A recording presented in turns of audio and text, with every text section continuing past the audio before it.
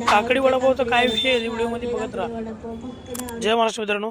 सोमवार होता त्यामुळे काय आज आपली सुट्टी होती. मग काय लवकर उठलोच नाही भाई. 10 वाजता उठलो, तयारी केली ना भाई, निघलो झोला घेऊन. आपला मंदिरात जायच्या आधी थोडं ऍक्सिस बँकेमध्ये गेलो आम्ही, कारण माहेराचं थोडं काम होतं. पण तिकडे गेल्यावरती समजलं भाई आपल्याला सांडपाड्याला गेलं पाहिजे, इकडे काही काम होणार नाही. तिकडून निघलो मग आम्ही, आलो डायरेक्ट मंदिरामध्ये.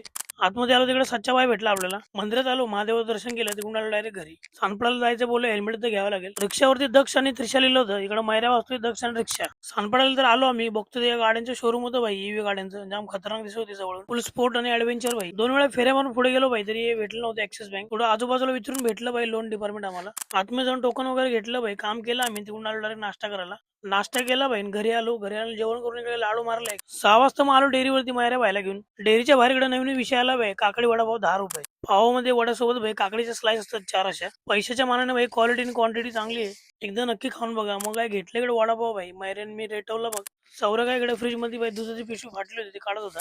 तिकडून मैऱ्यान मी निघालो भाई नाक्यावरती, जरा मेडिकल मध्ये जायचं होतं वेलनेस मध्ये. आतमध्ये गेलो भाई, सामान वगैरे घेतलं आणि तिकडून आलो भाई किशाला घ्यायला. किशाला भूक लागली होती भाई, मग उचलला आणि आलो इकडे डायरेक्ट प्रोटीन खायला. वाटाणा, हरभरा, कांदा, लिंबू, एकदम पद्धतशीर कार्यक्रम आहे भाई.